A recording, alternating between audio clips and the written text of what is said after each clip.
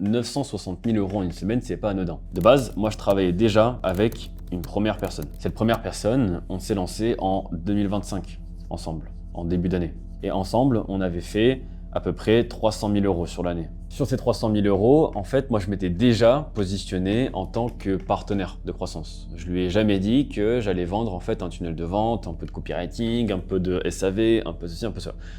Et je lui ai dit, écoute, toi, tu as toute ton audience. Il a 4 millions d'abonnés et moi, j'ai de la compétence. La compétence, c'est l'expérience d'avoir fait plusieurs lancements organiques, d'avoir fait durant les 9 dernières années du marketing et d'avoir, durant les 9 dernières années, fait quand même un petit peu de résultats.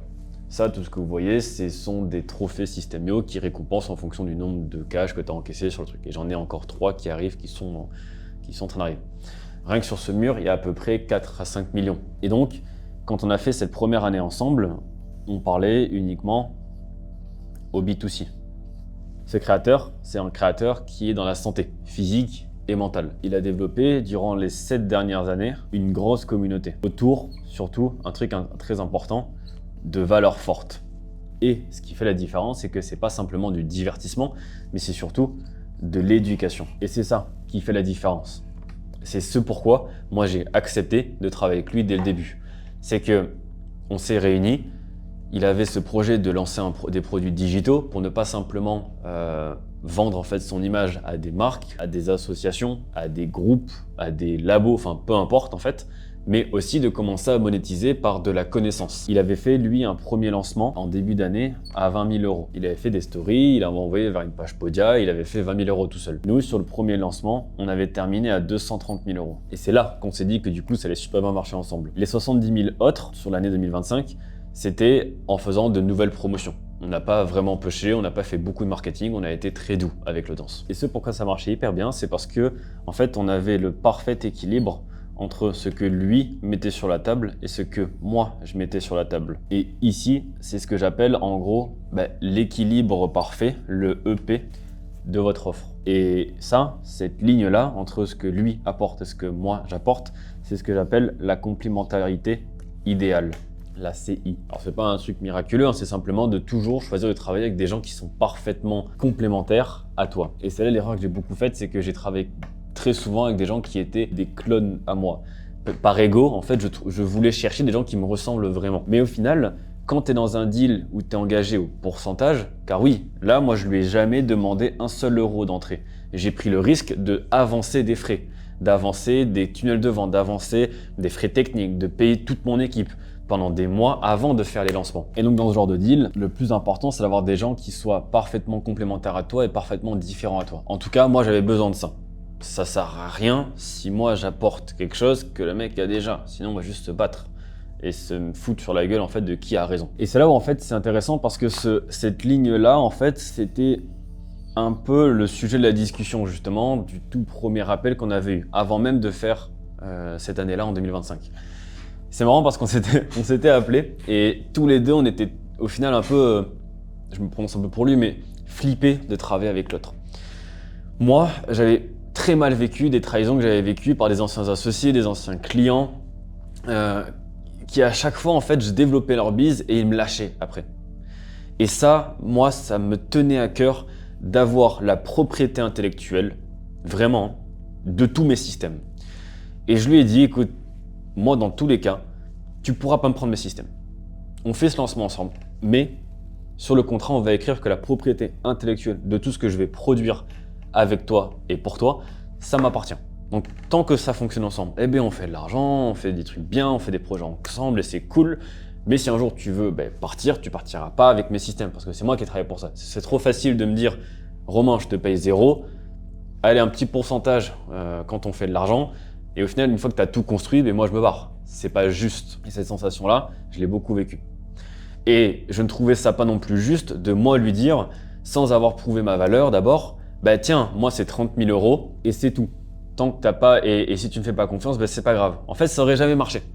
Le seul deal qui aurait marché, ce serait de se dire, écoute, moi j'ai des compétences que j'ai accumulées pendant les 9 dernières années en marketing, en développement de stratégie digitale, en tunnel de vente, etc. Toi, tu as une communauté, tu as des compétences réelles en tant qu'expert de santé. Tu es créateur et moi je suis vendeur. On va dire ça. Et si moi je veux faire du bon travail, il me faut un créateur. Si toi tu veux faire du bon travail, il te faut un espèce de vendeur qui saura vendre pour toi. Parce que toi, si tu commences à vendre, tu vas commencer à ne plus avoir ta casquette de créateur, mais tu vas juste mettre ta casquette d'entrepreneur. Et ça va pervertir ta manière de parler à ton audience. Et ça va dénaturer tout ça. Et ça marchera pas. Donc, c'est ce juste milieu-là, ici, qui fait que ça fonctionne bien. Et ce qui fait qu'aujourd'hui, toi, si tu es agence marketing, si tu es copywriter, si tu es CM, tu dois te placer ici.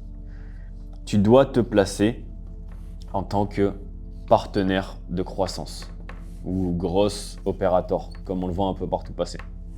Mais il te faut une compétence de base, tu peux pas partir à zéro là-dessus, ça c'est sûr. Donc, on en revient à 2025. Le bilan, c'est que ensemble, ça fonctionne extrêmement bien. Donc, on a une super relation. Ensemble, on a aussi déjà fait de l'argent. Et on arrive à un tournant de OK, c'est quoi la suite? Et la suite, ça a été de ne plus parler uniquement au B2C, mais de parler en 2026 au B2B.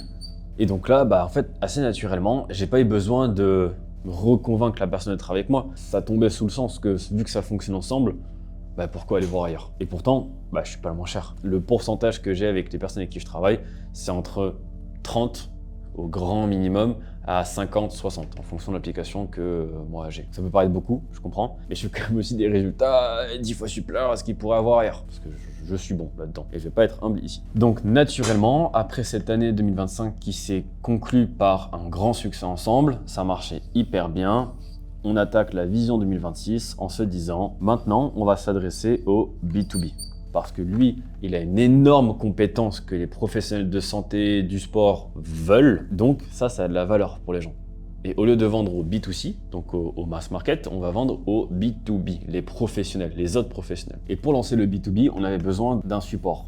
Et c'est là qu'est venu l'associé numéro 2, qui lui n'a pas de visibilité sur les réseaux, mais il avait beaucoup de crédibilité. Une crédibilité déjà instaurée dans le B2B. Et en fait, c'est la puissance de tout ce qu'on a accumulé ensemble, moi au marketing, associé numéro 1 en tant que créateur de contenu et professionnel de santé, et l'associé numéro 2 en termes de crédibilité il est institutionnel, vraiment il a un groupe en physique, il a des grosses entreprises en physique d'accompagnement des professionnels de santé, qui fait qu'au final on s'est réunis. Moi mon pourcentage c'est le même que dans tous les autres deals, et eux du coup prennent le reste, tout simplement. Et je suis évidemment minoritaire sur le pourcentage. On est bien d'accord là-dessus. Et donc c'est comme ça qu'en fait est né un peu ce trio entre nous trois où au milieu, logiquement, on aura un grand succès. Et c'est là la posture que j'ai envie de vous faire comprendre dans ce contexte de comment j'ai articulé un lancement qui a fait presque 1 million d'euros, 960 000, et comment j'ai gagné du coup 30% de cette somme-là. C'est que je ne me suis pas positionné comme un CM ou un copywriter ou un web designer ou un mec qui fait les ads. Non, je manage l'entièreté du pôle infoprenarial de ce lancement. Et je gère tout ce qu'il faut. Leur rôle à eux, ce sera de poster sur les réseaux et de délivrer le produit. Or, dans la délivrabilité, là, c'est assez minime parce que c'est simplement une formation en ligne avec pas forcément de coaching. Mais on aura des coachings en live aussi. Et c'est là où moi je prends ma part du gâteau qui est plus large qu'un simple prestataire qui aurait été externe. Et surtout, c'est là où eux ne prennent pas de risque de départ, donc ils se sentent rassurés, ils se sentent entre de bonnes mains. J'ai déjà gagné la confiance de la personne numéro 1. Je n'ai pas encore la confiance de la personne numéro 2 parce qu'on n'a pas encore fait le lancement, mais j'ai de la confiance, on va dire, par transmission de confiance parce que lui l'a convaincu de travailler avec moi. Et eux, ils gagnent aussi une certaine certitude dans les résultats parce qu'ils savent que tout sera extrêmement bien homogène. Et je vais avoir le rôle de protéger ces gens-là. Jamais cette personne, je lui ai mis la responsabilité du SAV, encore moins celle-ci. Jamais ce sera la responsabilité de lui de mettre les mains dans le tunnel. Il n'y a pas un seul bouton qui va toucher, il n'y a pas un seul mot qu'il va écrire. Jamais, jamais, jamais. C'est moi qui gère tout de A à Z. Et je vais gérer tout l'entonnoir. Que ce soit les petites tâches de SAV ici, ou que ce soit en haut la stratégie marketing, c'est moi qui vais gérer tout ça. Et donc c'est moi qui naturellement mérite une part du gâteau, mais que j'aurais jamais eu si je proposerais une des actions ici. Que ce soit le tunnel en tant que funnel builder, que ce soit en tant que CM pendant le lancement, que ce soit en tant que personne du SAV, ou que ce soit quelqu'un sur le montage, moi, je fais tout. Et donc, je prends un pourcentage de ce lancement-là. Passons maintenant au chapitre 2 sur la stratégie, exactement. Comment j'ai articulé ce lancement-là.